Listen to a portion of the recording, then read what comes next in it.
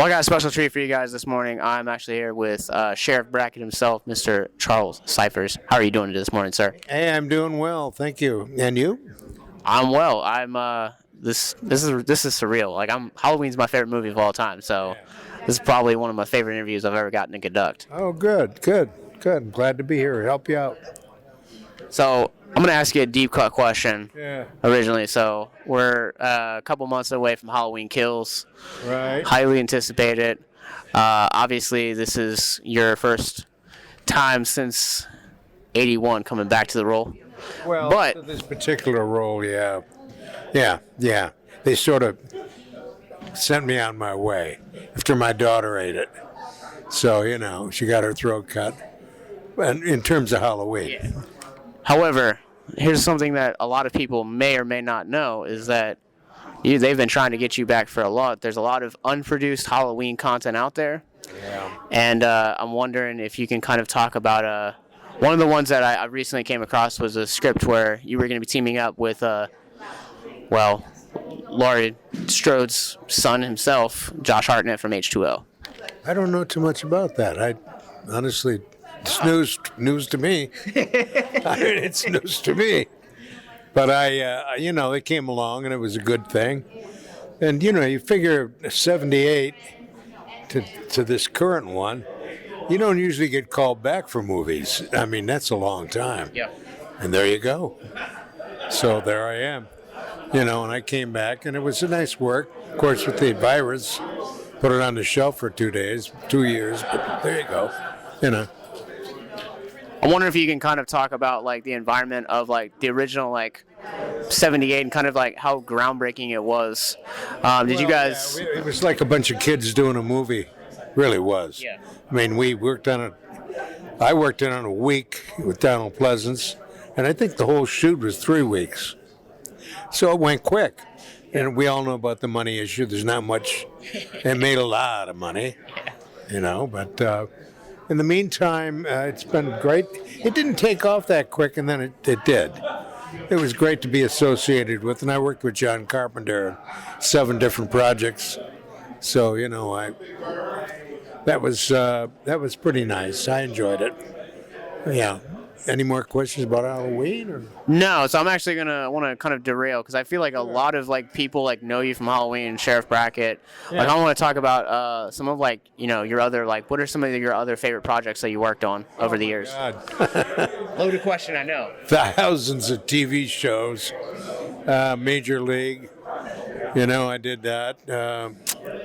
What's the other one? I'm looking in the backboard here.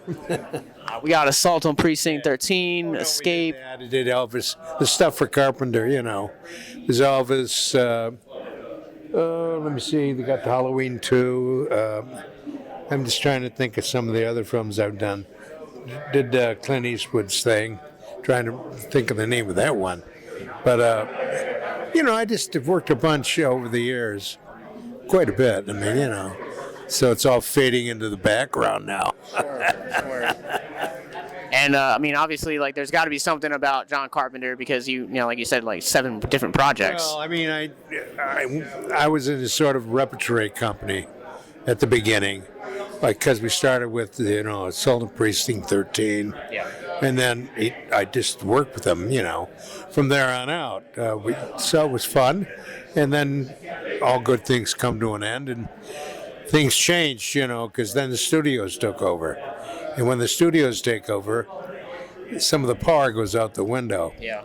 So, but I was grateful, for the work thing, Grateful. I'm always amazed at how many new fans there are. Good God, it's unbelievable. I mean, it's like they start off, some of them are 80, like my age, and down to about 8 or 9 years old. They were even kids, Yeah. But it's great to be connected with a project like that. I'm glad I did it. And, we had Nancy over there. When she sits down, I mean, she's played my daughter, and so we turn around and do these things.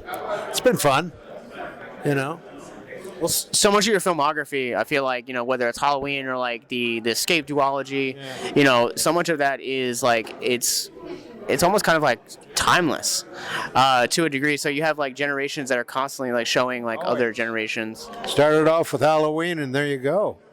Now the new stuff, I'm not, I don't know much about. I mean, all these different shows. I just don't watch them. I'm not a biggie on that one. Although it's the anniversary this year for Escape from New York. I think it's 40 years. Could be 40. Yep. So Tom Atkins and I did that. And a number of other people. So, that was another fun thing to do. Fun thing to do. So my last question for you is, obviously, as the fandom specifically for Halloween has grown, is obviously people look to it sometimes and be like, oh, this piece of cinema or this franchise has like helps my mental health. It's helped me get through a divorce. Like, how does that like impact you as an actor? Well, no, rephrase that again. Sure. So there are stories that have come out over the years talking about like how Halloween and like other films like that you've mentioned, like Fog, Salt, or Precinct, like how that has impacted specifically someone to like get over like depression and like mental health issues. Like, how does that make you feel as an actor? No, it's fine. I mean, I think if anybody enjoys it, that's the main thing. Yeah. In terms of my stuff, I was just glad to work. Nice gig, nice job.